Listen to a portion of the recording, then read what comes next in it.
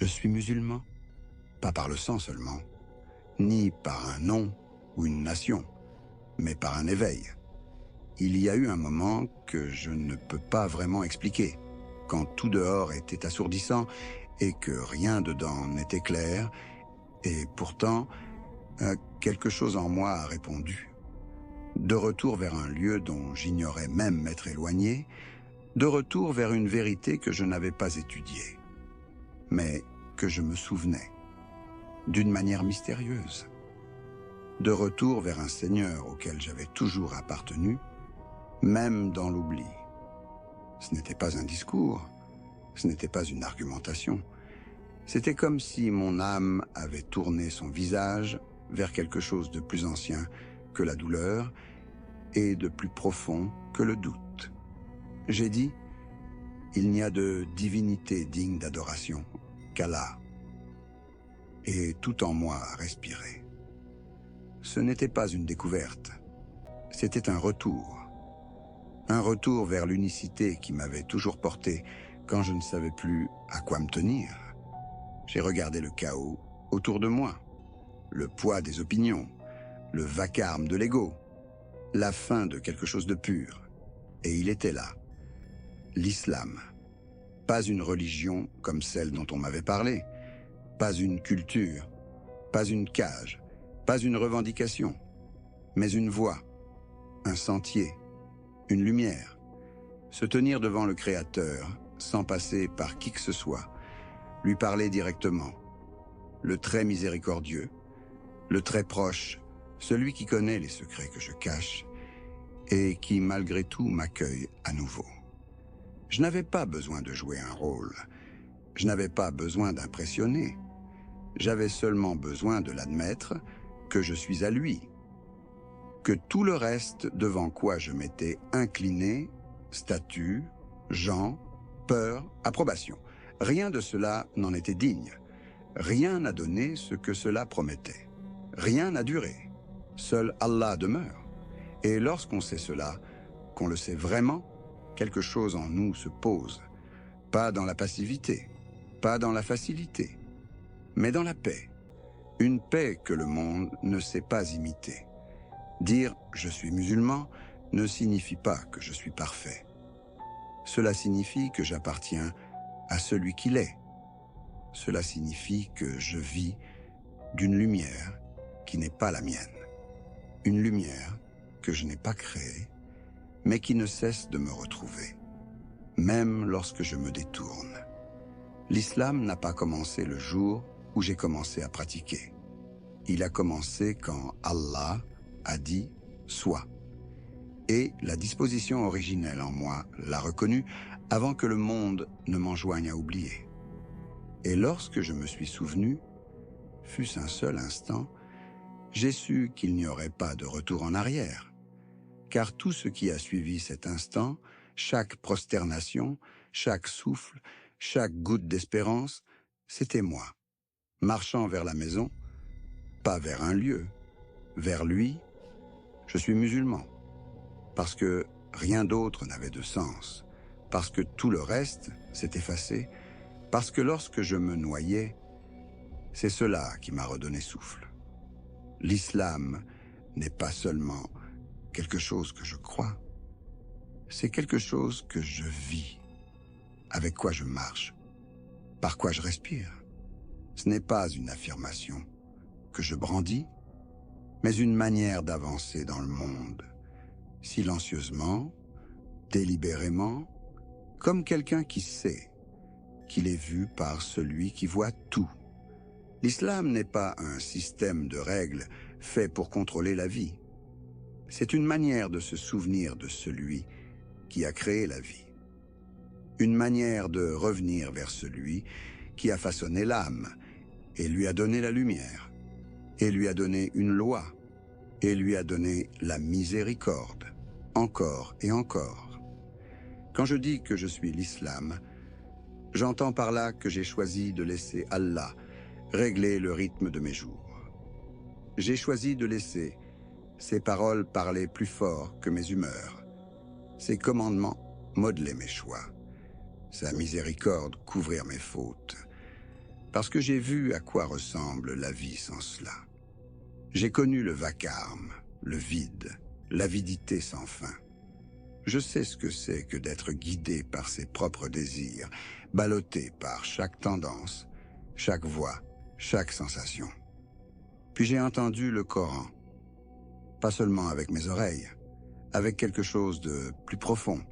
Ce n'était pas simplement un livre, c'était une parole vivante, pénétrante, patiente. La parole de celui qui m'a créé, m'appelant à revenir. Ceci est le livre au sujet duquel il n'y a aucun doute.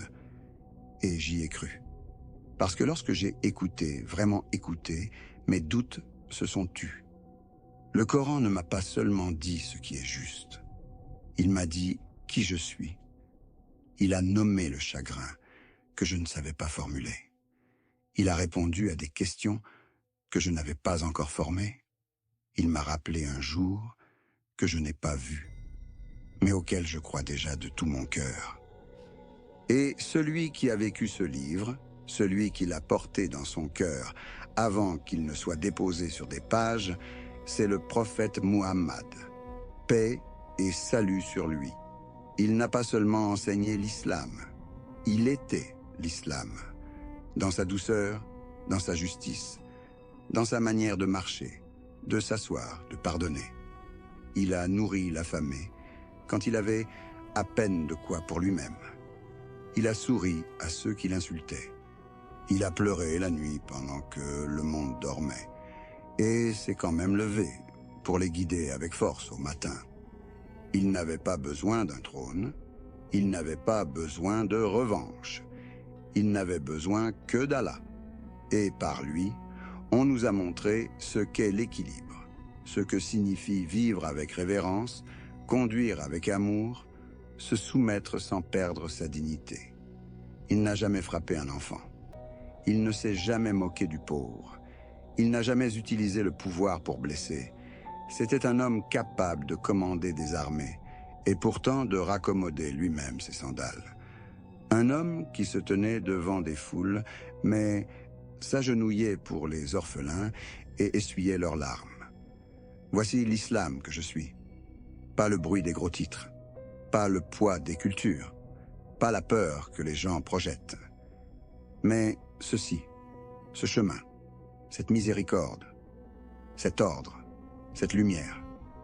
Ce n'est pas de la superstition, ce n'est pas de l'oppression, ce n'est pas une barrière, c'est un pont vers le trait compatissant, le trait sage, le trait pardonneur. Ce n'est pas bâti sur une obéissance aveugle, c'est bâti sur une clarté divine, celle qui a du sens jusque dans les os, avant même que l'esprit n'ait rattrapé le cœur. L'islam n'a pas retiré la joie à la vie, il l'a protégée, il l'a purifiée, il l'a remise à sa juste place. Il m'a appris à aimer sans adorer, à travailler sans vendre mon âme, à dire la vérité, à écouter avec humilité, à marcher avec un but, parce que ce monde n'est pas la fin. Quand je suis l'islam, je ne suis pas des inconnus. Je suis celui qui a façonné les battements de mon cœur, celui qui sait ce qui me brise et ce qui me guérit. Et par sa révélation, par son messager, par cette voix qui touche ma manière de dormir, de manger, de dépenser, de prier, j'ai enfin compris ce que veut dire la paix. Pas le confort, pas la facilité, mais la paix. Celle qui descend quand ton front touche la terre et que tu sais exactement à qui tu appartiens. Il fut un temps où je croyais avoir besoin de tout, d'être vu, d'être en sécurité, d'être choisi, d'être suffisant. Je pensais que si je faisais tout juste, si je travaillais assez, si j'avais l'air assez, si je gagnais assez, peut-être trouverais-je la paix. Mais elle ne venait jamais. Il manquait toujours quelque chose, toujours autre chose à poursuivre, à protéger, à prouver, jusqu'à ce qu'Allah me tire loin du vacarme. Non par la force, mais par la vérité. Il n'y a de divinité digne d'adoration qu'Allah. Et avec ces mots, tout le reste est tombé. Les gens que j'essayais de satisfaire, les peurs que je laissais me guider, les plans auxquels je me raccrochais comme à des bouées, l'image que je construisais, reconstruisais et gardais comme un rempart. Tout cela indigne, tout cela lourd, tout cela trompeur. L'unicité ne m'a pas seulement appris qui est Allah, elle m'a libéré de tout ce qui n'était pas lui. Je n'avais pas besoin que le monde m'approuve. Je n'avais pas besoin que l'argent me définisse. Je n'avais pas besoin que les résultats me valident. Je n'avais pas besoin du contrôle, car je ne l'ai jamais eu. Tout ce dont j'avais besoin, c'était de lui. Celui qui voit ce que je cache, celui qui écrit ce que je ne comprends pas, celui qui donne et redonne et ne retient que par miséricorde. Et quand je l'ai su, vraiment su, mon âme a enfin respiré. Il n'y en a pas d'autre. Aucune seconde source, aucune force rivale, aucun humain ne possède mon destin. Aucun système ne peut enfermer ce qu'Allah a décrété, lui seul, le souverain, le soutien, celui qui ne dort jamais, celui qui ne s'en va jamais. Ce n'est pas de la philosophie, c'est une survie. C'est ainsi que je me réveille dans la nuit noire en me souvenant que je ne suis pas seul, que je tombe et je crois qu'il me relèvera, que je perds et je sais que je n'ai perdu que ce qui ne m'appartenait pas.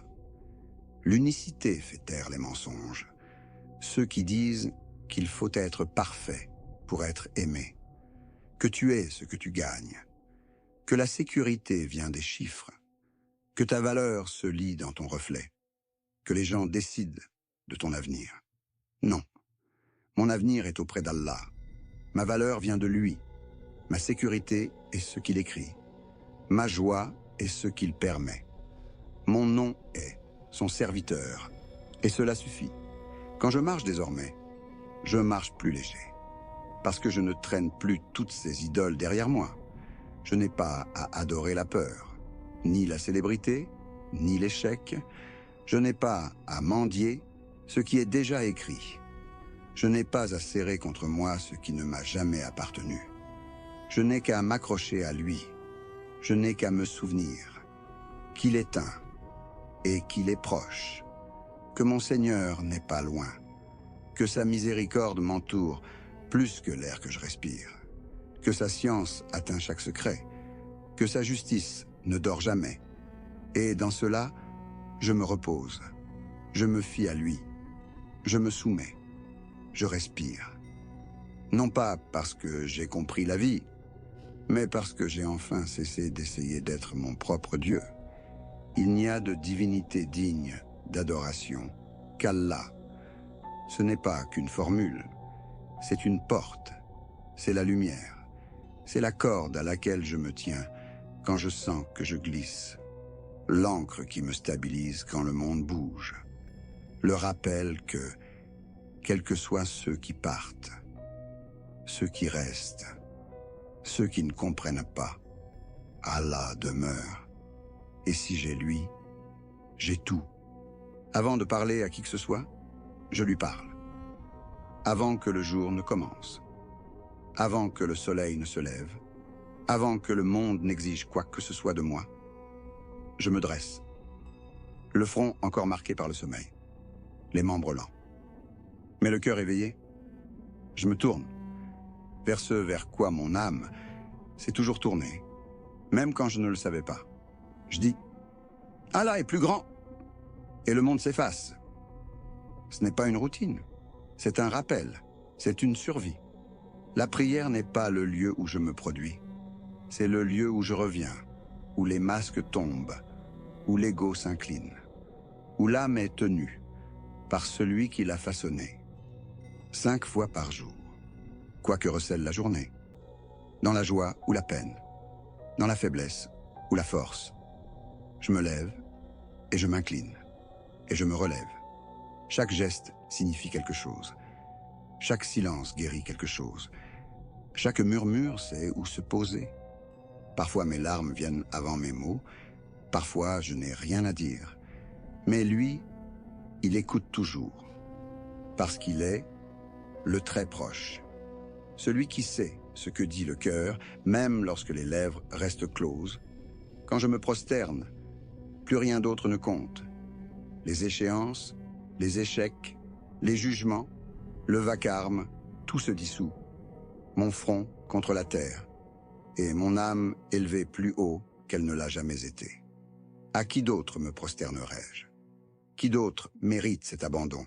Lui seul, qui voit chaque prière, et entend même celle que j'ai oubliée, comment formuler. La prière ne m'a pas seulement appris l'adoration, elle m'a appris la discipline, elle m'a appris à sculpter le silence dans ma journée, à revenir quand je me suis égaré, à respirer non pas seulement de l'air, mais du sens. J'ai bâti ma vie autour de ces 5 appels, non parce que je suis pieux, mais parce que je suis dans le besoin, car sans eux, j'oublie qui je suis. J'oublie qui il est. J'oublie que cette vie n'est pas la mienne à maîtriser, mais à offrir. Alors j'offre mon temps, mon souffle, mes membres, mes secrets, mes regrets, mes espérances, tout mon corps, aligné dans la prière. Quand je me tiens debout, je me souviens de la dignité. Quand je m'incline, je me souviens de l'humilité. Quand je m'assois, je me souviens de la miséricorde. Quand je me prosterne, je me souviens de la vérité. Ce rythme n'est pas réservé à la mosquée. Il m'accompagne partout. Il assagit ma langue. Il adoucit mon regard. Il ralentit ma colère.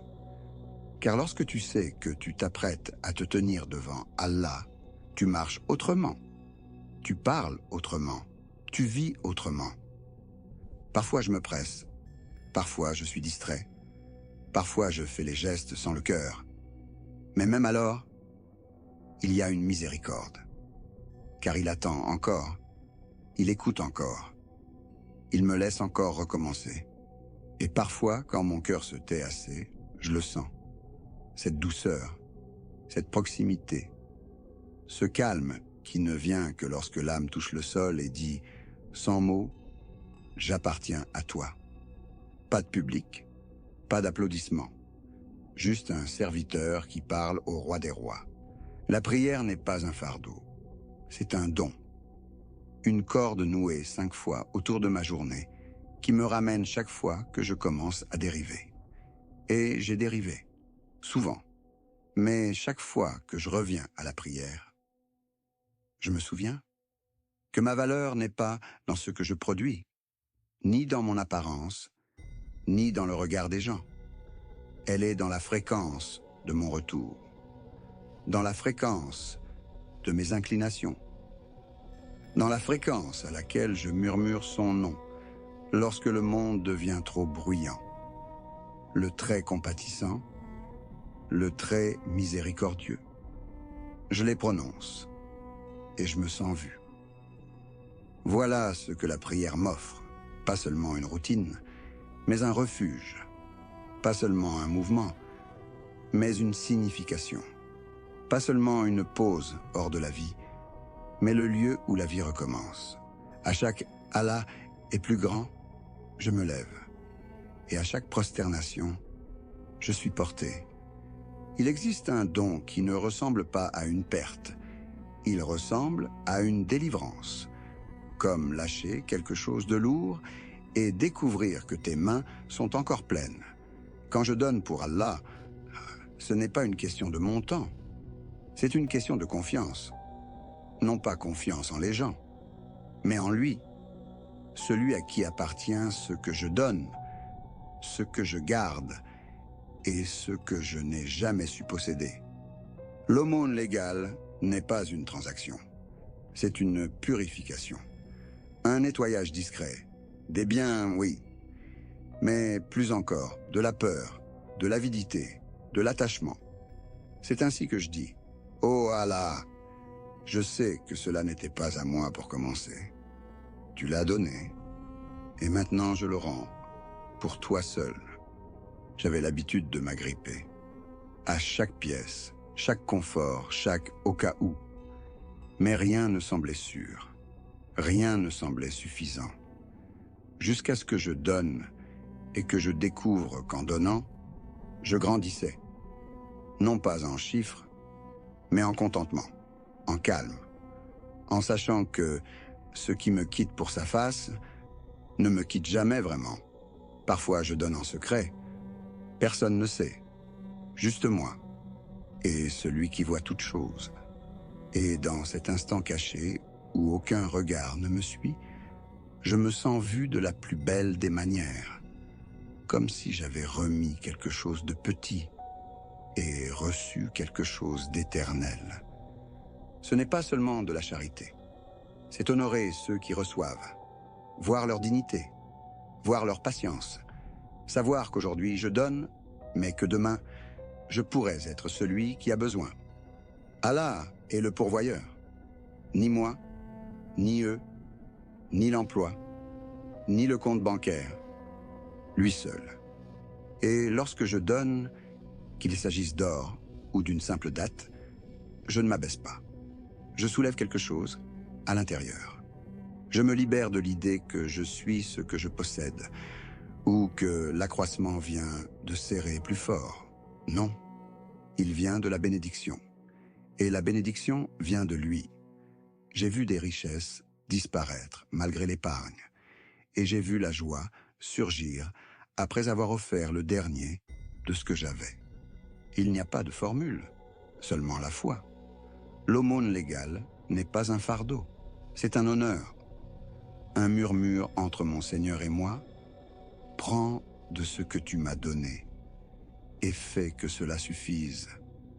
Quand je donne, je me souviens de qui je suis. Un serviteur, une âme, un visiteur dans un monde qui ne m'appartient pas. Et quand je donne avec amour, Allah donne avec amour, de manière que je n'attends pas, par la paix, par la protection, par une joie discrète.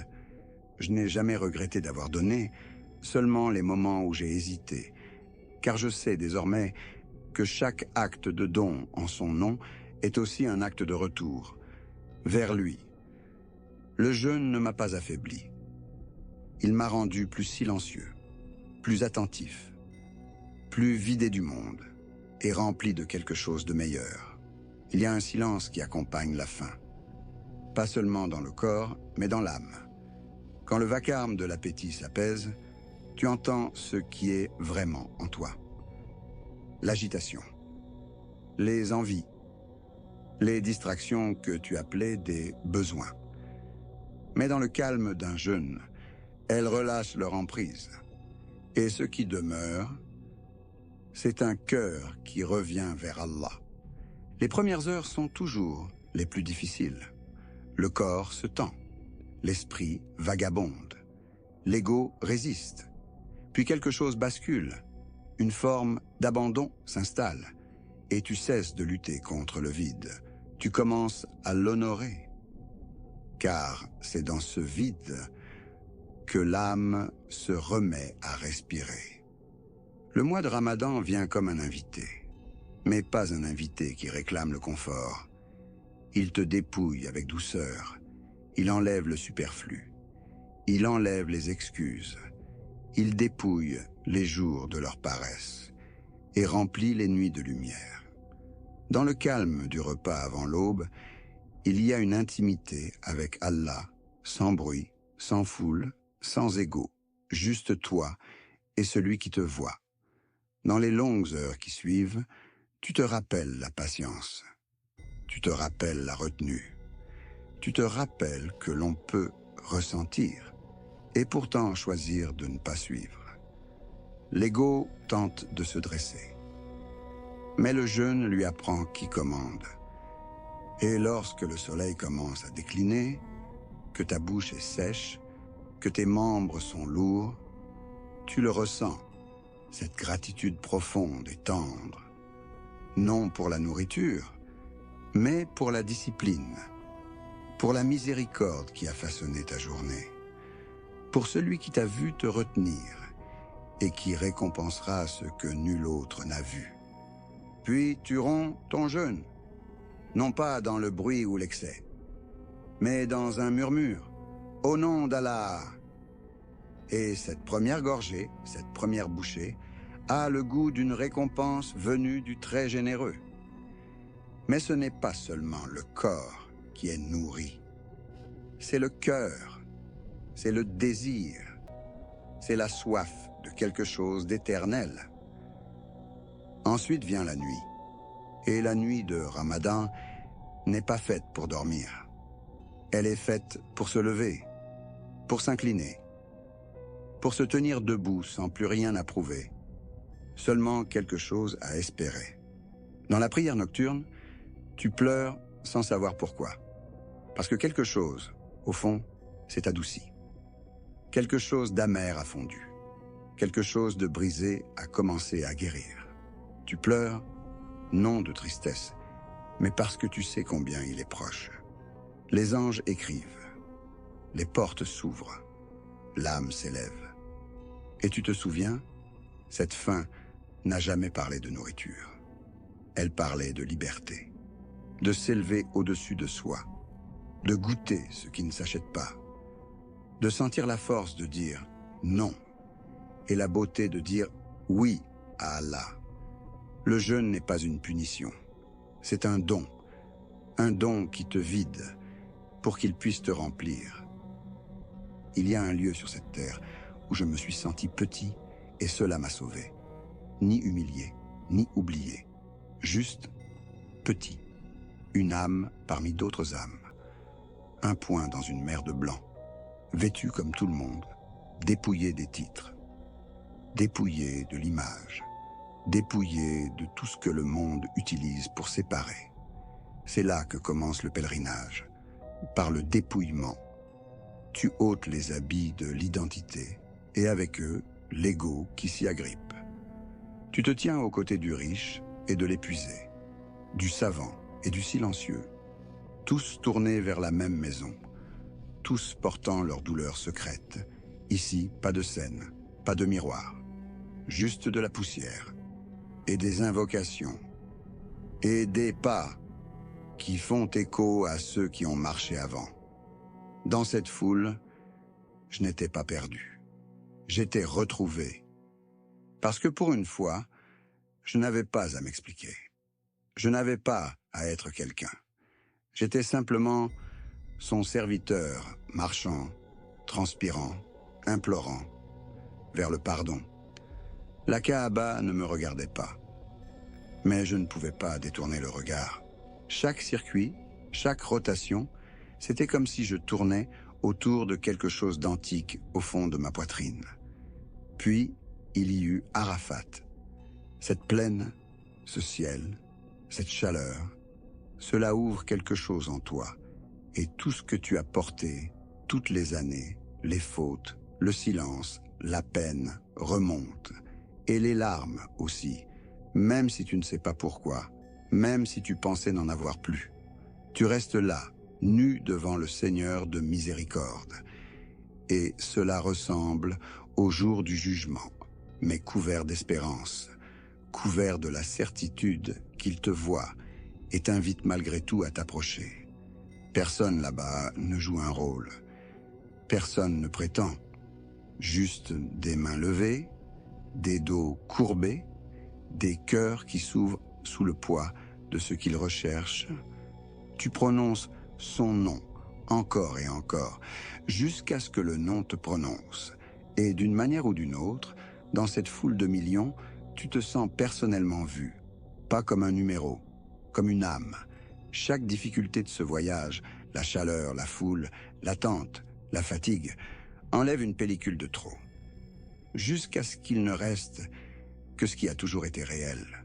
Un corps en mouvement, une âme en désir, un cœur qui a goûté à ce que le monde ne donnera jamais. À mon retour, je n'étais plus le même. Non parce que j'aurais changé, mais parce que quelque chose de faux avait été retiré.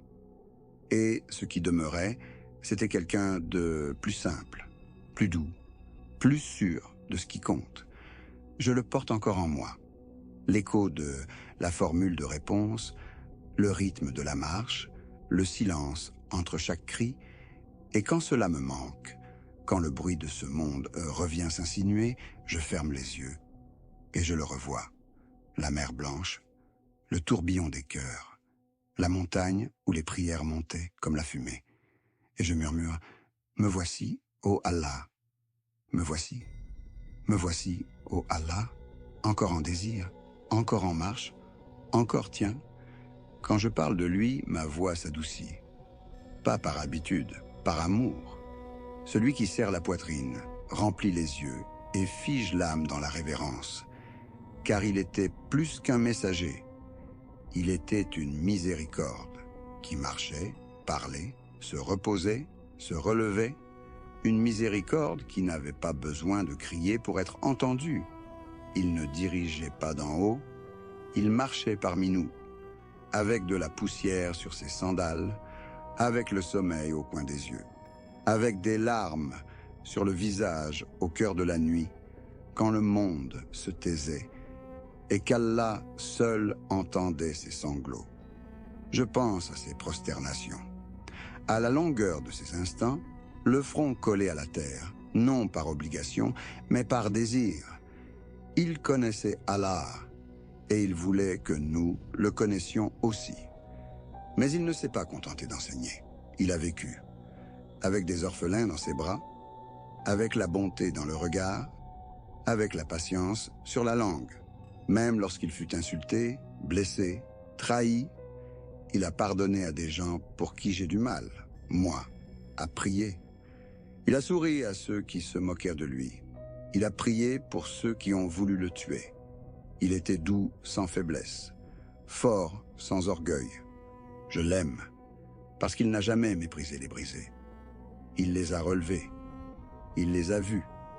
Il s'est assis avec les pauvres, a mangé avec les affamés, s'est tenu pour les droits de ceux que le monde ignorait. Il n'a jamais frappé un enfant, n'a jamais levé la main par cruauté, n'a jamais détourné son visage de celui qui cherchait de l'aide. Son rire était doux, son regard sincère. Son silence en disait plus que bien des paroles. Quand il parlait, il pesait ses mots comme un homme qui sait que chaque syllabe est consignée. Il n'avait pas besoin de richesse, ni d'éloges, ni de pouvoir. Il avait Allah, et cela lui suffisait. Pourtant, il se souciait de chacun, même de ceux qui ne se souciaient pas de lui. Il a enterré ses enfants de ses propres mains. Il a pleuré au bord des tombes. Il a perdu, souffert, endeuillé, et a remercié Allah à chaque souffle. Il n'a pas bâti des palais. Il a bâti des gens. Et si tu l'avais vu, si tu t'étais tenu en sa présence, tu aurais oublié ta peine. Tu aurais oublié le monde. Tu aurais voulu devenir meilleur, non par crainte, mais par amour. Parce que c'est ce qu'il donnait, c'est ce qu'il était. Quand je lis ces paroles, je me sens vu. Quand je me souviens de ses prières, je me sens en sécurité. Quand je suis ses pas, je me sens chez moi. Pas parce que j'en serais digne, mais parce qu'il ne nous a jamais demandé d'être parfaits, seulement d'être vrais, d'être humbles, d'avancer. Il nous a laissé un chemin, éclairé par le Coran, aplani par ses pas, arrosé de ses larmes. Et chaque fois que je trébuche, chaque fois que j'oublie, c'est grâce à lui que je me souviens à nouveau. Parce qu'il m'a appris à me tenir avec dignité et à m'incliner avec dévotion, à conduire avec compassion et à vivre avec intention. Je l'aime, non parce qu'on me l'a ordonné, mais parce qu'il m'a aimé le premier. Il nous a aimés sans jamais voir nos visages, sans entendre nos noms. Il se tenait dans la nuit à pleurer pour sa communauté, demandant à Allah de nous pardonner, de nous guider, de ne jamais nous abandonner. Et Allah l'a exaucé. Alors je prononce son nom avec amour. J'envoie la paix sur lui, de ma langue, et mon cœur suit. Muhammad, paix et salut sur lui, le plus aimé, le plus digne de confiance, le plus bel exemple que ce monde ait connu. S'il y a en moi quelque lumière, c'est par la lumière qu'il a apportée. Ce n'est pas seulement sur le tapis de prière, ni seulement à la mosquée, ni seulement dans les versets que je récite avant le sommeil.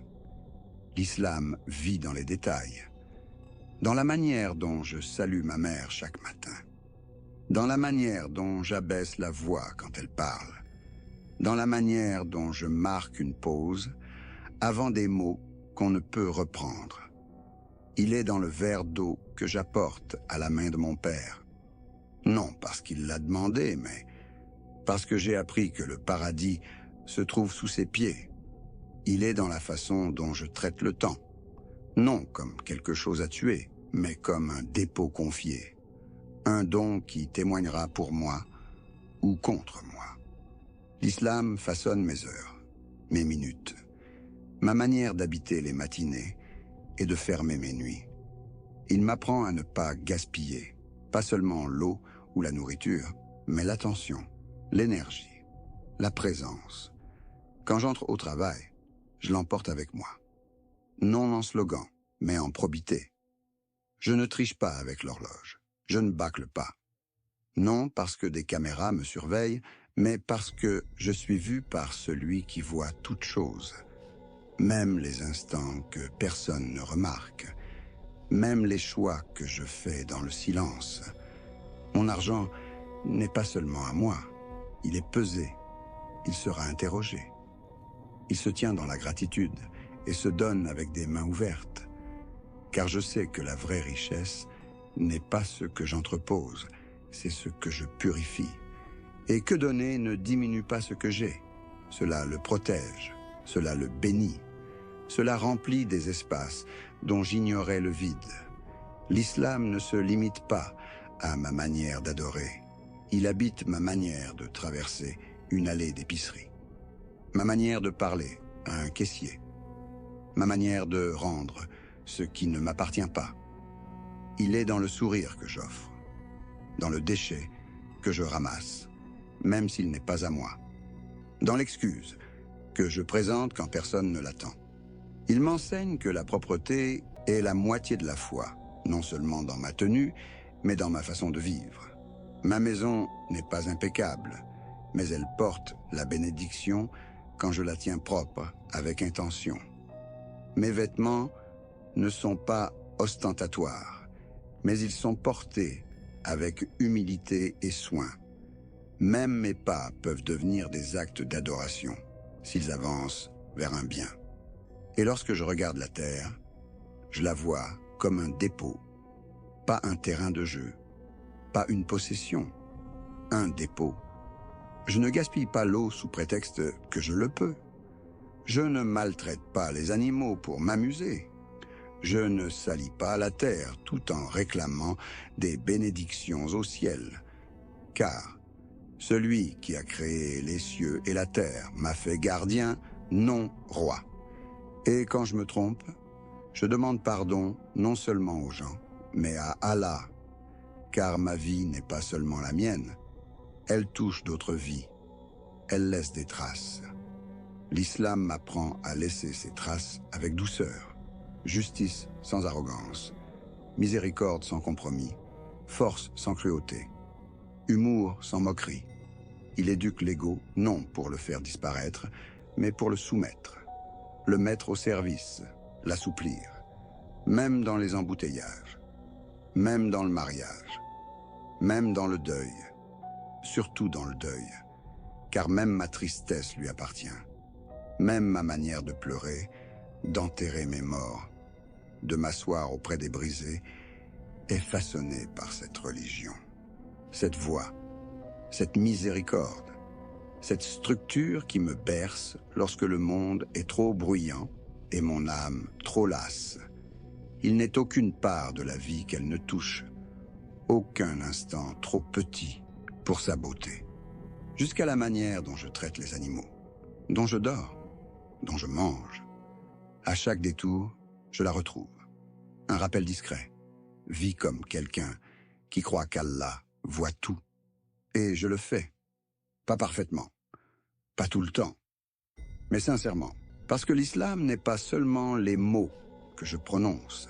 C'est la vie que j'essaie de vivre. Et quand j'oublie, c'est la main qui me ramène avec douceur. J'ai brisé des promesses faites en prosternation. J'ai manqué des prières que j'avais juré de ne plus manquer. J'ai laissé la colère gagner. Ma langue déraper. Mon regard s'attarder là où il n'aurait pas dû. Et je suis resté silencieux quand j'aurais dû parler. Je me suis éloigné du Coran des jours entiers, parfois des semaines. Non pas parce que je ne croyais plus, mais parce que je ne me sentais pas digne de l'ouvrir. Et pourtant, je reviens.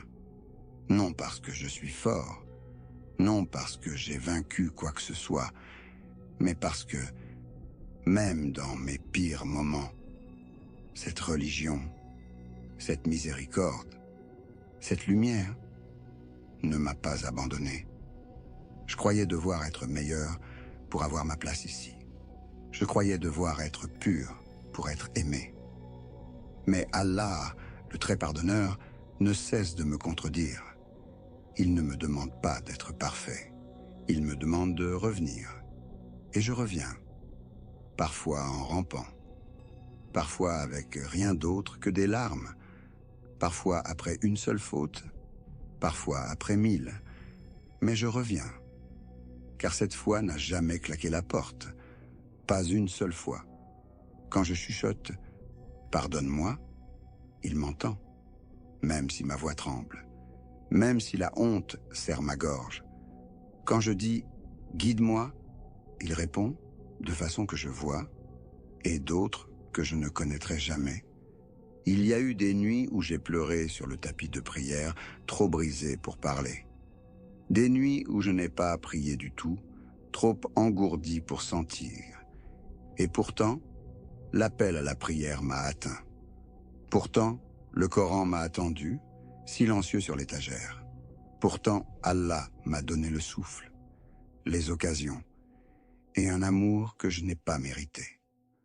Parce que c'est ainsi qu'il est, le très compatissant, le très miséricordieux. Celui qui me voit et ne détourne pas le regard. Je suis tombé. Mais l'islam n'a jamais cessé d'être beau, jamais cessé d'être vrai, jamais cessé de m'appeler plus haut. Même quand je me noyais dans le monde, même quand j'essayais d'anesthésier la douleur, même quand je faisais semblant de ne pas m'en soucier, quelque chose en moi savait toujours. Ce n'est pas qui tu es.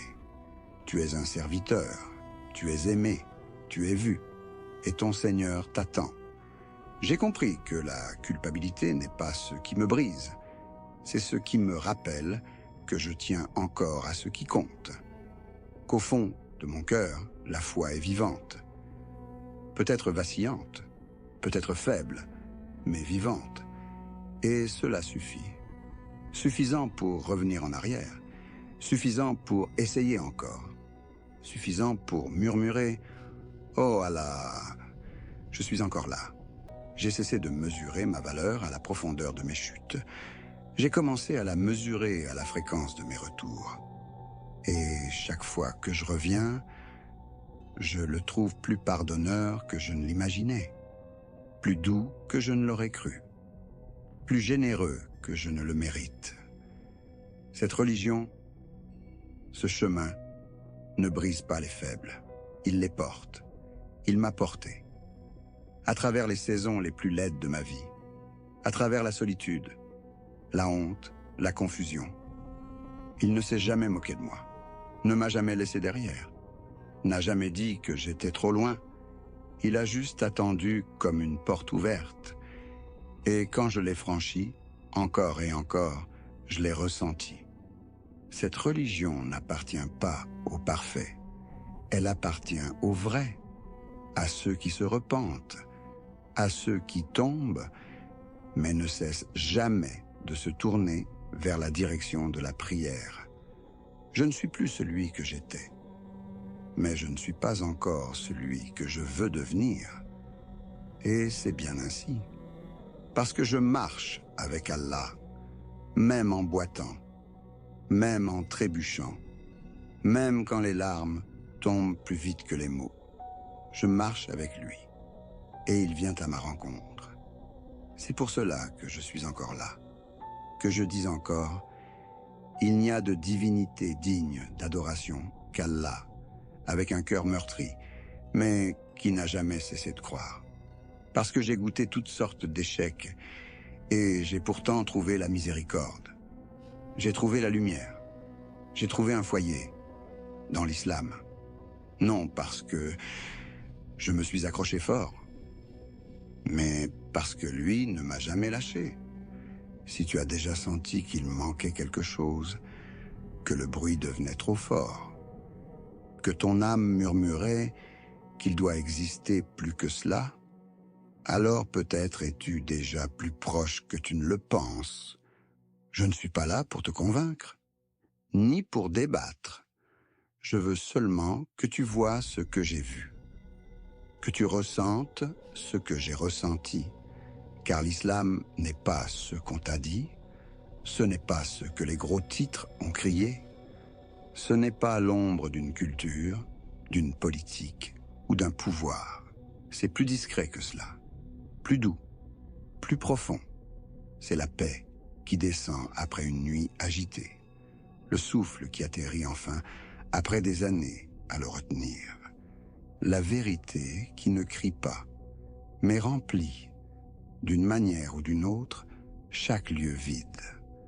Ce chemin, cette foi, ne te demande pas d'être parfait. Elle te demande d'être vrai, de te tenir devant ton Créateur sans déguisement et de dire simplement « J'ai besoin de toi ». Tu n'as pas besoin de connaître déjà les mots. Tu n'as pas besoin de tout faire juste. Tu n'as besoin d'appartenir à personne, si ce n'est à lui. Il te connaît déjà. Il te voit déjà. Il a déjà écrit chaque larme, chaque peur, chaque instant que tu pensais invisible aux yeux du monde. Et pourtant, il attend. Pas dans la colère, pas dans l'éloignement, mais dans la miséricorde. J'ai marché assez longtemps avec cette religion pour savoir ceci. Tu peux venir à elle brisé, tu peux venir à elle perdu, tu peux venir à elle incertain, craintif, tremblant, et elle te tiendra quand même. Car Allah n'est pas comme nous. Il ne se lasse pas de ton retour. Il ne ferme pas la porte parce que tu as trop tardé. Il ne t'aime pas moins lorsque tu t'es trompé. Il est le très doux, le très aimant, le plus prompt à pardonner. Et l'islam, le véritable islam, n'est pas un fardeau. C'est une maison où ton âme peut enfin se reposer, où tes questions ne sont pas ignorées, où ta douleur est comprise, où ta recherche s'achève, non par des réponses, mais par une présence, sa présence. Si ton cœur fait mal, si le monde te pèse, si tu as tout essayé et que le vide demeure, sache-le. Il existe un lieu où tu n'es pas encore allé, et il n'est pas loin. Il est proche, comme un chuchotement dans la nuit, simple comme lever le visage vers le ciel et dire « Oh Allah, si tu es là, guide-moi ». C'est ainsi que tout a commencé pour beaucoup d'entre nous, non par la certitude, mais par le besoin. Et Allah n'ignore jamais le sincère. Alors ceci n'est pas un message, c'est une porte. Et tu te tiens déjà tout près. Tu n'as pas à la franchir maintenant, mais si un jour tu le fais, tu trouveras la lumière, tu trouveras la miséricorde, tu trouveras un Dieu qui attendait d'être connu, et tu trouveras une manière de vivre, non parfaite, mais vraie, vivante, sacrée, humaine. L'islam n'est pas ce qu'ils ont dit. C'est mieux, c'est plus discret. C'est tout ce pourquoi ton âme a été créée. Certains jours, je porte cette foi avec force. D'autres jours, c'est elle qui me porte. À travers le poids que je n'avais pas prévu, à travers le silence qui s'est trop prolongé, à travers des questions restées sans réponse et des douleurs qui ont duré plus qu'elles n'auraient dû. Mais même là, j'ai trouvé la miséricorde. Non parce que c'était facile, mais parce que c'était vrai. L'islam ne m'a pas promis une vie sans lutte. Il m'a promis du sens. Il m'a promis une manière de m'agenouiller quand le monde devenait trop lourd pour que je tienne debout. Il m'a appris que même le deuil peut être une porte vers Allah, que même l'échec peut rencontrer le pardon, que même les moments où je me sentais le plus loin étaient encore écrits dans l'amour.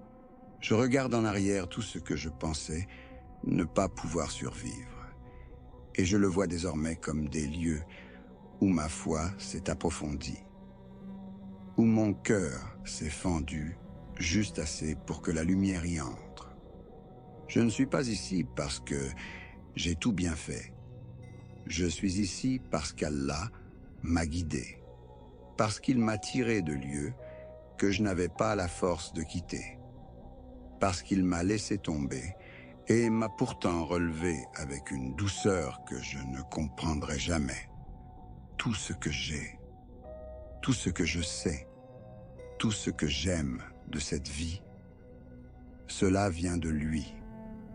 Et pour cela, je suis reconnaissant. Reconnaissant pour les prières arrachées à l'effort. Reconnaissant pour les épreuves qui ont nettoyé mon cœur. Reconnaissant pour les jours où je ne me sentais pas fort, mais où j'ai choisi de croire quand même. Reconnaissant pour le Coran qui m'a trouvé dans les heures silencieuses où je ne dormais pas. Reconnaissant pour les larmes qui ont attendri ce que l'orgueil avait durci.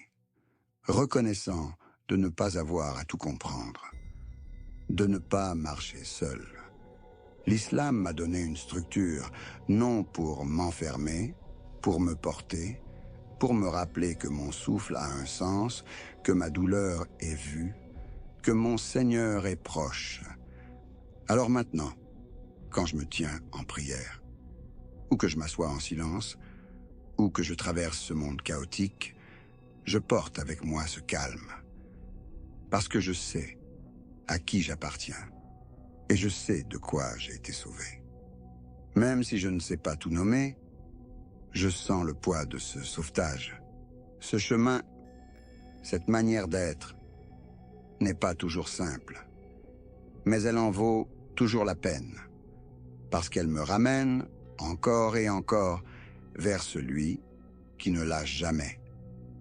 Et quand je pense à toutes les routes que j'aurais pu prendre, à toutes les versions de moi qui auraient pu exister, puis que je regarde ce que je suis devenu, non parfait, non achevé, mais ancré dans cette religion, je ne peux que m'incliner, non par crainte, mais par amour, par révérence, par une gratitude qui emplit ma poitrine et ne laisse à mes lèvres qu'une seule chose à dire. Je suis musulman et je suis reconnaissant.